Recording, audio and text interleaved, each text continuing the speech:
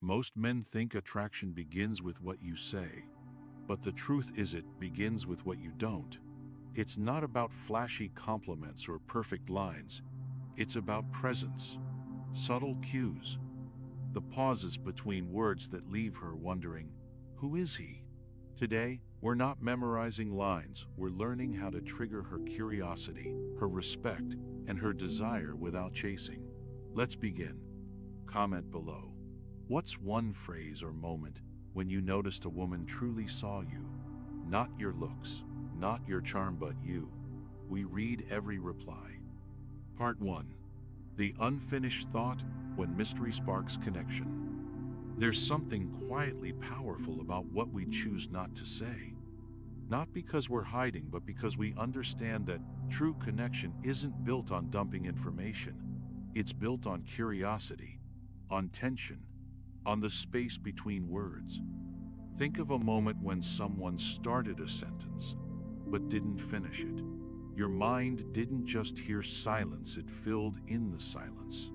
It leaned in, it wondered, and that wonder created emotional movement. That's the first phrase we explore today, not a complete thought, but an intentionally unfinished one. In dating, most men try to impress through complete explanations. They want to prove, explain, clarify, and persuade. But attraction isn't built like that. Attraction breathes in ambiguity. It feeds on layers, and when you give her just enough to be intrigued, she naturally leans in, not because you're forcing her to, but because her brain has to know. Here's what it looks like in practice. Let's say she shares a story about her travels. Instead of replying with predictable admiration or commentary, you drop a subtle curveball. You actually remind me of, never mind. The way you said that, it made me think of something I wasn't expecting. That's interesting. You just did something most people don't even realize. But yeah, doesn't matter. And then you move on. You don't linger. You don't smirk. You don't try to look clever. You treat the unfinished thought like a passing moment, but she won't. Because now, a question has been planted. A mini mystery has entered her awareness. And humans hate open loops, we want resolution. Even more so when that resolution is emotional. But here's where most men ruin it. They make it a performance. They try to be mysterious on purpose, thinking it'll impress her. That's not what we're doing here. This isn't about creating a persona. This is about mastering emotional pacing, knowing when to pause, when to retreat, when to let her feel something unfinished, because that's how chemistry builds. As the Stoic Epictetus once said, it is impossible for a man to learn what he thinks he already knows. In other words, don't hand people conclusions. Give them just enough insight to open a door and let them walk through it. When done right, this unfinished thought becomes an emotional magnet. And when she asks about it later, and she likely will, you don't answer with something shallow. You give her a glimpse of how you perceive her depth, her style, her self-awareness, not her looks. This is how a man stands out in a room full of approval seekers, not by shouting louder, but by leaving silence that echoes. This is not manipulation. It's awareness. It's knowing that words shape energy, and sometimes the lack of a word says everything. So, before you rush to fill the space next time, remember, her curiosity isn't something you chase. It's something you awaken. Part 2. The Hidden Compliment. How to make her feel truly seen. She's used to hearing it.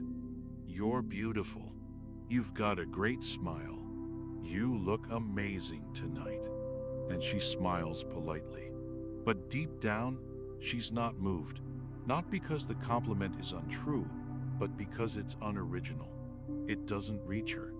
It touches the surface and then fades into the background noise she's been hearing since she was 16.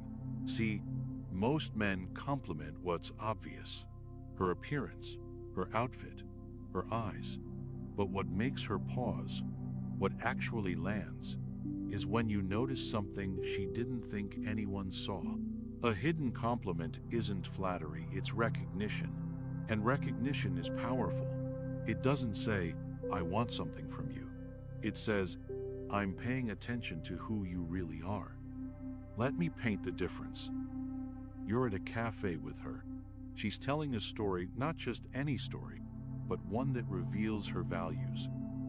Maybe how she stayed late to help a struggling intern, or how she handles conflict with kindness, even when people are rude.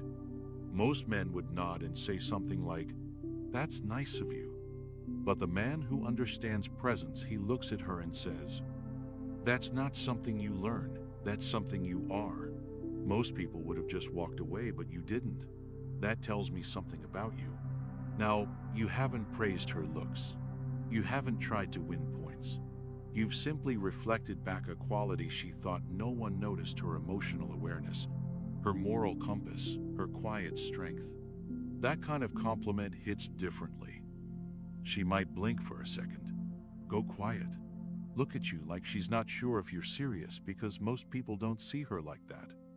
But if you're calm, genuine, and don't make a big deal out of it, you've planted something. Not attraction based on charm, but respect rooted in perception. There's a Stoic lesson here. Marcus Aurelius once wrote, "Dig within. Within is the wellspring of good, and it is always ready to bubble up if you just dig." When you dig beyond the surface in conversation, you access the kind of beauty that never fades, the kind she doesn't show on Instagram. And here's the deeper part. This kind of compliment doesn't just make her feel seen, it elevates you. It shows you're a man of observation, a man who listens between the lines, a man who's not just chasing attraction, but creating resonance. That's rare. You don't need to memorize lines. Just listen better. Watch closer. And when something real shows up, name it. Not to impress, but to honor it. That's how chemistry starts to shift. Not with effort, not with strategy, but with honesty quietly delivered. Let's keep going. Part 3. The reversed question: when you make her qualify herself to you.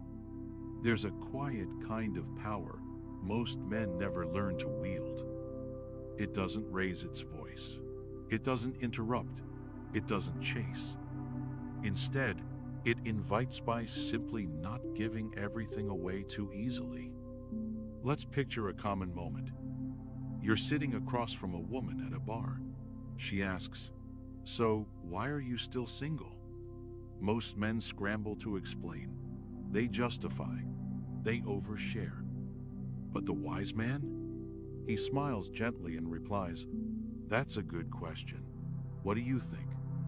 And just like that, the energy shifts.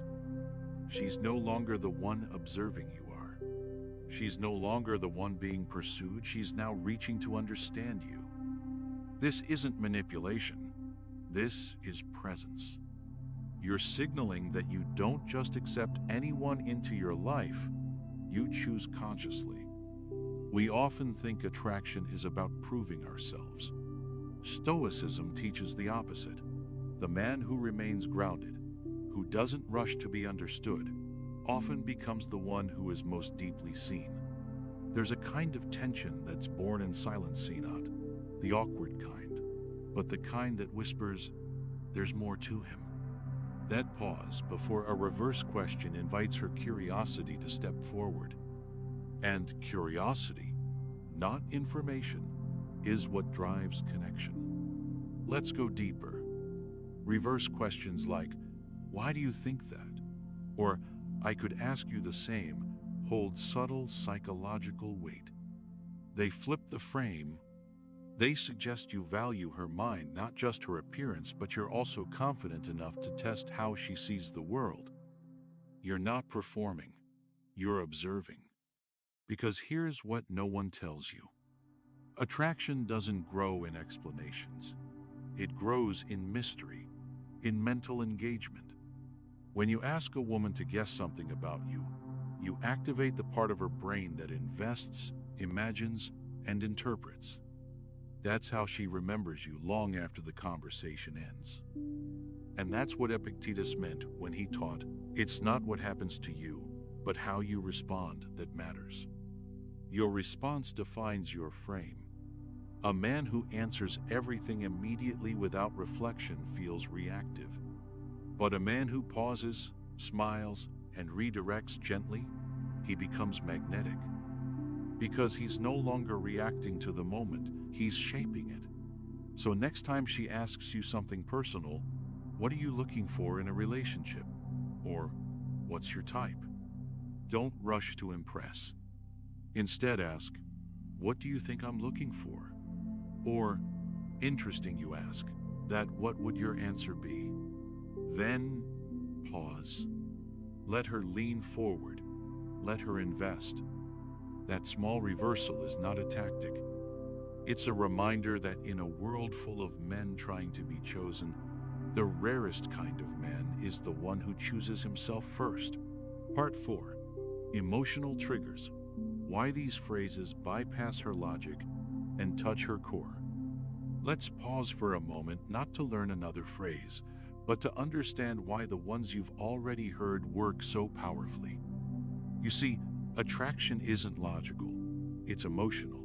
And the difference between being remembered and being ignored often lies in one simple thing: how you made her feel, not what you said. Behind each of these phrases, the unfinished thought, the secret compliment, and the reverse question is a psychological trigger deeply wired into the female brain. These aren't just clever lines. They are access points, not to manipulate her, but to connect with her in a way that cuts through noise and reaches her core. Let's start with the curiosity trigger. When you leave something unsaid, you activate the brain's natural tendency toward closure. The Zygarnik effect, studied by Russian psychologist Bluma Zygarnik, shows that we remember unfinished tasks better than completed ones. An unfinished sentence becomes a mental itch she wants to scratch. It lingers, it loops, and it keeps you in her thoughts long after the conversation ends. Now, take the secret compliment. It bypasses surface-level filters. Most beautiful women hear, "You're so hot," dozens of times a week. Their brain over time tunes it out. But when you notice something subtly, a leadership quality, a kindness in how she includes others, or the way her eyes light up when she talks about something she loves, you engage the amygdala and nucleus accumbens. These are parts of the brain tied to emotion, reward, and connection. You're not just complimenting her, you're validating her identity, and that is unforgettable. Then comes the reverse question. This isn't just about flipping the script, it's about sparking investment. When someone has to guess or work to impress you, their brain triggers a mild form of effort justification. It's the same reason we value things we've earned more than things handed to us. If she's thinking harder to understand you, guess your intentions, or explain herself, she becomes more engaged. That investment leads to attraction, not because you tried harder, but because you pulled her deeper. Here's the Stoic layer to all of this. Marcus Aurelius once wrote, "Very little is needed to make a happy life.